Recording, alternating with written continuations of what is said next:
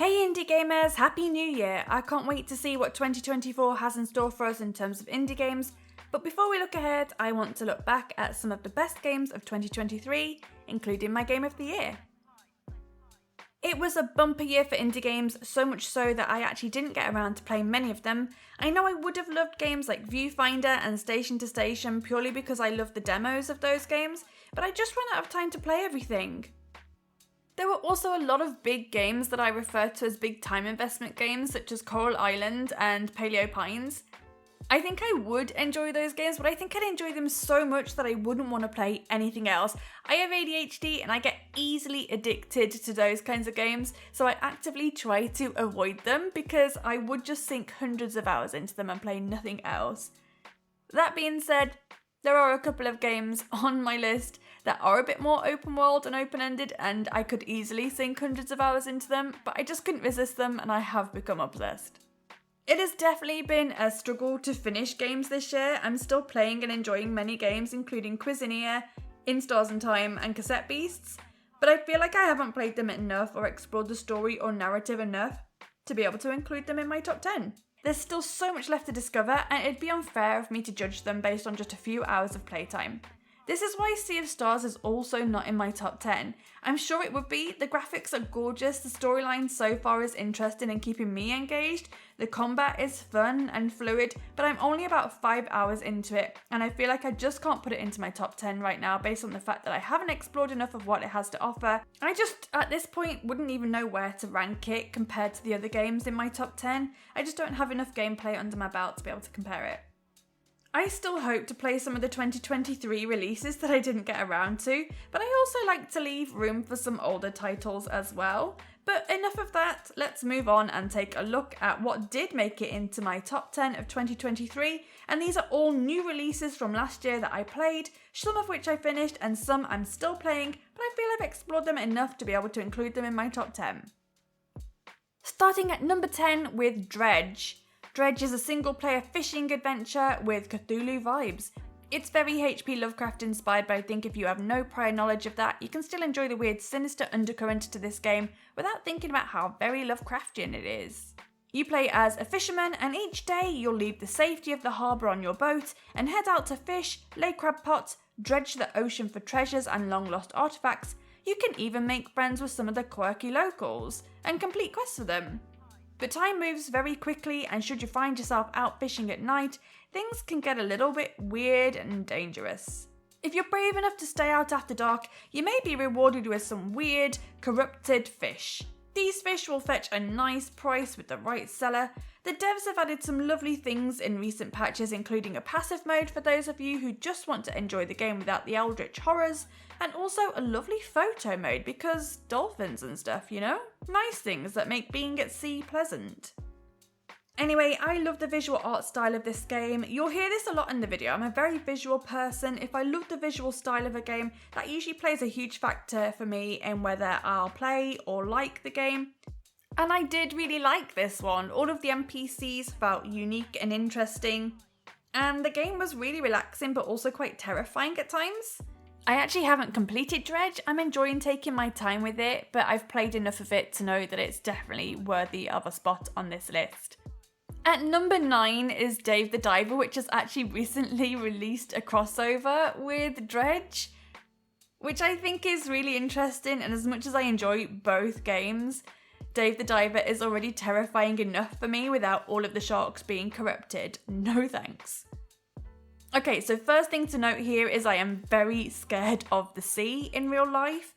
I'm also terrified of sharks, so playing Dave the Diver was probably not the smartest idea for me, and it actually did take me a long time before I was ready to take on a shark in the game. For those of you who are new to Dave the Diver, you play as Dave, who, you've guessed it, is a diver. Each day you'll dive, gather resources from the ocean floor, catch fish, and there's even a narrative involving a lost civilization of merfolk, which I didn't know about prior to playing the game, and that was a wonderful surprise for me. The other aspect of the game is that you help out at a sushi restaurant. You'll bring your catch to the restaurant each night, decide which dishes to put on the menu, and then the chef will prepare those dishes and you'll serve them. You can actually upgrade the dishes, upgrade the restaurant, and you'll get to meet various NPCs and customers who need or require certain meals.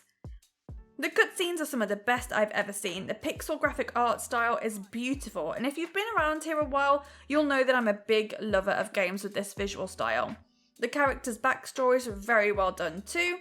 Honestly, the thing I liked least was the dive-in, purely because of the sharks and how genuinely scared I am of them. But other than that, this game has so many incredible moments and scenes and character moments too.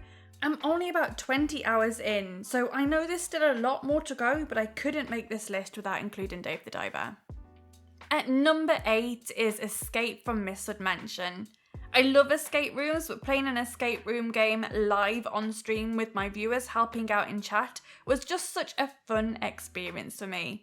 The game was longer than expected and there was a great variety of puzzles. I was actually a bit gutted that I missed something, so would actually need to go back and redo the whole game just to 100% it, although I could possibly speedrun it at this point. There's not a lot else to say about the game. It was a satisfying escape room game experience and definitely one of my favourite gameplay experiences of the year, enhanced by playing it on Twitch live with my audience, which is why it's made it into my top 10. Which quickly brings me on to number 7, which is Kingdom 80s. I love the Kingdom games. I've put in hundreds of hours over the last few years playing Kingdom Classic, Kingdom New Lands, and a lot of Kingdom 2 Crowns and all of its DLCs. So when Kingdom 80s was announced, I knew I was going to love it, especially as I was born in the 80s and grew up watching 80s movies like The Goonies, Gremlins, E.T. and Back to the Future. There were so many nostalgic 80s Easter eggs throughout Kingdom 80s, it was just really cool to be honest. As always, the pixel art graphics were on point and actually better than they've ever been. If you're unfamiliar with the Kingdom franchise, you would usually play as a monarch, a king or a queen, atop a steed, riding left and right, building and expanding your kingdom from the ground up, and preparing an army to defend it at night against monsters called the Greed. However, in Kingdom 80s, you play as a teenager who is a counsellor at a summer camp who discovers that they're a descendant of one of the kings or queens of old, and while at the camp, the Greed arrive to take over the forest, the whole town and everything in between. Rather than building a kingdom, you actually have to set up a base at camp, and rather than defending and attacking to secure your kingdom long term, it's a much quicker, much more urgent pace as you try to push forward to the next level, get the kids at camp to safety, and try to make your way home to your parents. But in true 80s movie style, your parents aren't home. In fact, they're trapped in a mall, and only you and your band of misfit friends can save them. The fate of the entire town rests in your hands, and it's up to you to fight off the Greed and find a way to stop them. It's really cool, the 80s vibes along with the soundtrack are on point. The fact that each level is different is mind-blowing and unlike anything in previous Kingdom games, and I love that you get 3 NPCs that help you with their special skills like having a robot, building turret towers, and the siege dumpster. I also really liked the different unlockable buildings, such as the arcade, which was my favourite, and all of the other cool unlockable mounts. It's an 80s fan's dream. My only real dislike is how short it is, although I love the survival modes that they've added. I'm probably not supposed to say this, sorry Raw Fury, but speaking as a fan of the games, it would have been really great if it was multiplayer, especially as it has that 80s feel of being a band of nerdy kids needing to team up to save the world. Having the NPCs be playable would have been so cool. That being said, I know it would have been really hard to implement, and the solo experience was enjoyable enough that I just really want to see more DLC from Kingdom 80s. And at number 6 we have Chicken Journey. I loved this game so much, from the demo to the full game, it was all just so cute. I'm a fan of Stardew Valley, so I nicknamed this game The Secret Life of Stardew Chickens, but in this game you don't just meet chickens. You meet lots of animals including frogs, squirrels and owls as you journey your way through this puzzle platformer, trying to find out what came first, the chicken or the egg. Now, for such a big build-up, I felt the payoff wasn't that satisfying, but other than that, it was a charming game, a great range of clever puzzles that I hadn't experienced in any other game before, so it felt really rewarding when I figured them out. Each level was gorgeous. Again, the visual style was really beautiful and perfect for the game. I loved the NPCs as well. There was a particular plant-based character that I grew really attached to. It was an absolute joy to play from start to finish, and I actually would play it again, which I can't say about many games. And oh my goodness, I cannot believe we've reached the top 5 already, and at the number 5 spot, we have Lovecraftian. This is the game that I am currently playing. I'm enjoying it way more than I expected to. It's actually become my go-to game for chilling and unwinding, and it's completely won me over. I'm only 5 hours in, so yes, I am breaking my own rules with this one, but in that short space of time, I feel like I've achieved a lot and learned enough about the world and the gameplay that I feel this is worthy of a space in my top 5. In Lovecraftian, you play as an interstellar custodian sent to clean up a polluted ocean planet. You'll explore the waters, cleaning up the purple toxic goo left behind by a mega corporation. You'll pick up trash and recycle it and turn it into useful upgrades. And you can rescue and take care of these cute axolotl-like creatures called Loddles. It's incredibly relaxing and wholesome. The cleaning feels satisfying. It's genuinely exciting when you find and rescue a Loddle, and you can just play with them, communicate, feed them, and watch them grow. Some of them have a favourite food or a preferred environment to be rehomed into once it's all clean. There is a narrative about the mega corporation, and you learn about the employees from their employee badges that they've left behind, but the narrative feels very secondary. There's no time limits and no combat to worry about, so you can really take your time and work at your own pace. The main worry is running out of oxygen, but that's easily solved by building an oxygen ring or cleaning up the environment so the local plant life produces oxygen bubbles. I have enjoyed this so much so far, and I can't wait to carry on playing it in my downtime. At number 4 we have the Cosmic Wheel Sisterhood. I knew I would love this game just from the demo, and it was the perfect game to curl up and play on my brand new Steam Deck which I got for Christmas. I love witchy games and I love tarot, so I got really immersed in the character. In the Cosmic Wheel Sisterhood, you play as a fortune-telling witch called Fortuna who has been condemned to exile on an asteroid for predicting the downfall of her coven. And growing impatient for her freedom, she summons a behemoth who grants her power and teaches her how to craft her own deck of tarot cards. You'll try to regain your freedom while reading tarot and reconnecting with old friends, but you'll also shape the fate of witch society. It does have some adult themes which I don't feel were particularly necessary, but it kind of did enhance the seductive nature of magic and power and the themes throughout the game. The soundtrack is super relaxing, and admittedly I fell asleep more than once while playing because of the music. But the narrative is incredibly interesting. There were plenty of moments I gasped out loud. The character development with all characters was unexpected and surprising, and I wondered just how much my choices were affecting the outcome of each interaction, reading, and even the cards I was creating.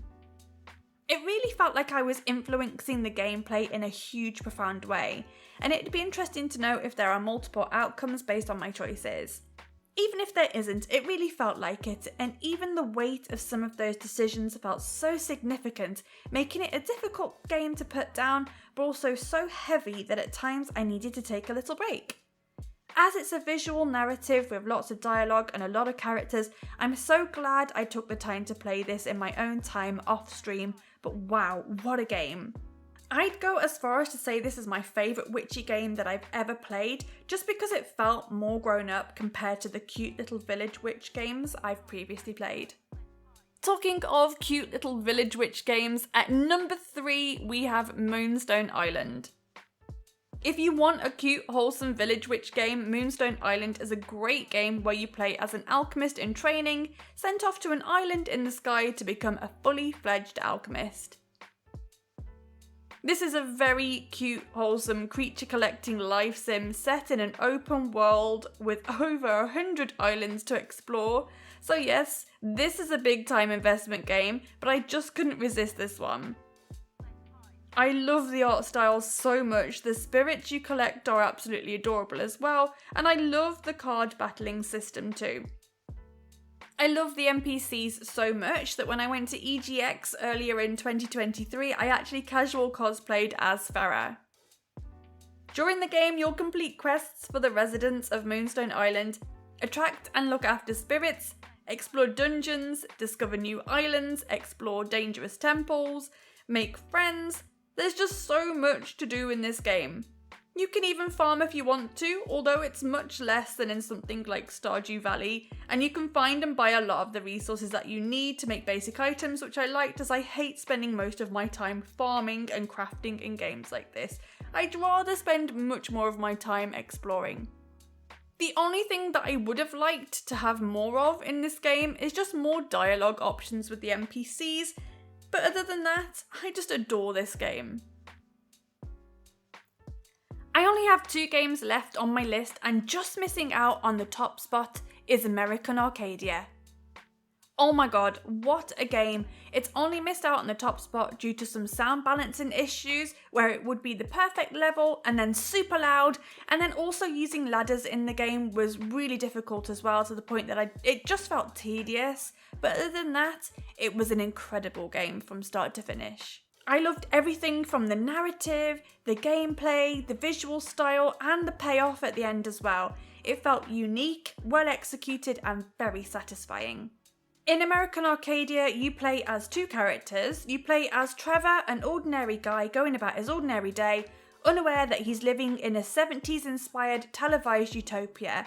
And then you also play as Angela, who is a studio tech in modern day who hacks the system in order to rescue Trevor, who is about to be axed from the show.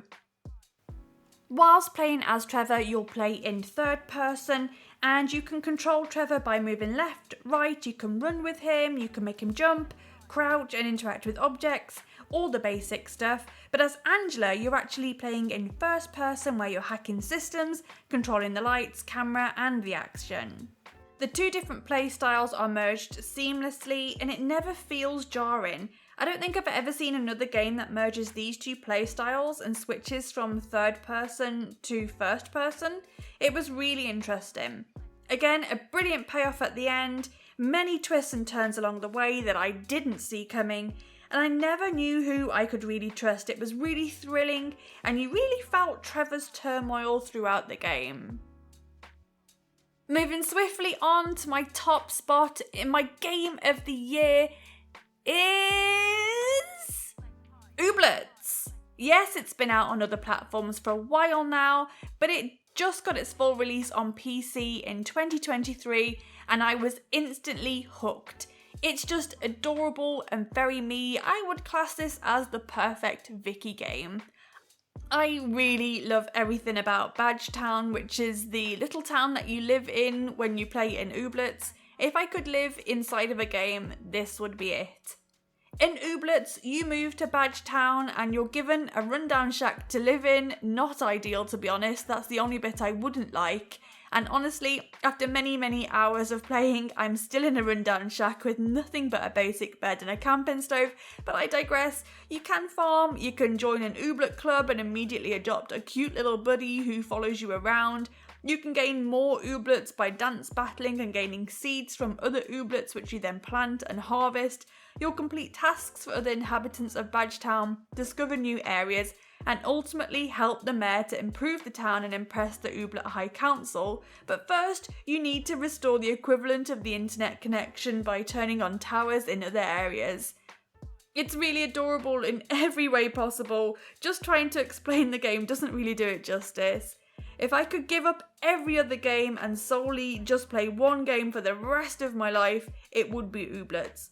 I permanently want to dress like a resident of Badgetown. I want to start a friendship sticker trading club and all of the other wholesome stuff.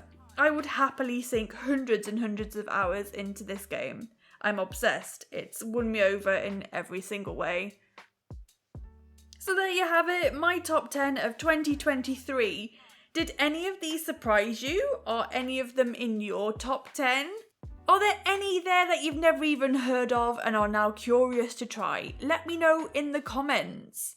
2023 was packed, and I would still like to catch up on some of the other releases or continue playing ones that I started. I particularly want to continue with Cuisineer. I definitely want to get around to finishing Sea of Stars as well, and Mineko's Night Market. It was just impossible to play and finish everything that got released last year, but anyway, I hope you enjoyed this video. Don't forget to like and subscribe for more indie gaming content. I'll be releasing a video soon about games to look out for in 2024, so keep your eyes peeled for that. But until next time, happy gaming! Bye!